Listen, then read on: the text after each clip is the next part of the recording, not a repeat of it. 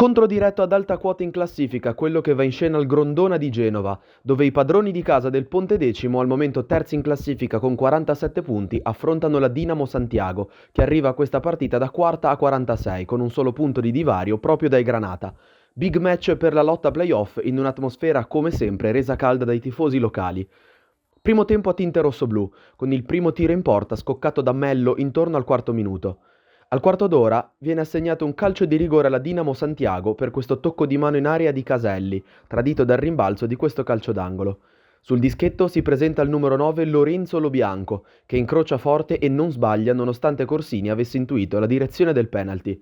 Prima svolta del match che favorisce la Dinamo Santiago, che domina il primo tempo e chiede al 24esimo un altro calcio di rigore per un possibile mani di Papillo sulla rovesciata di Ali, contatto sul braccio che sembra attaccato al corpo e che andiamo a rivedere con le nostre immagini.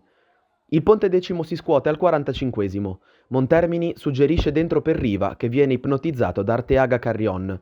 Sulla ripartenza ospite è ancora Mello straripante a prendersi il secondo rigore per i suoi su questa uscita di Corsini, fra le proteste dei tifosi di casa per un vantaggio Granata precedente e non concretizzato. Lo stesso Mello si incarica della battuta del calcio di rigore e fa 2-0 per la Dinamo Santiago e porta a 13 i suoi gol personali in stagione. Su questo risultato si va a riposo. Nella ripresa prova subito a spingere sul gas il Ponte Decimo, che parte forte nei primi 15 minuti coi tiri di Papillo dalla distanza, di Montecucco in girata sul cross di Raganini e col colpo di testa di Riva in mischia su questa punizione calciata da Pasti. Poi la partita si spegne. L'unico squillo ospite del secondo tempo è questa soluzione col mancino e larga di Mello al 64esimo.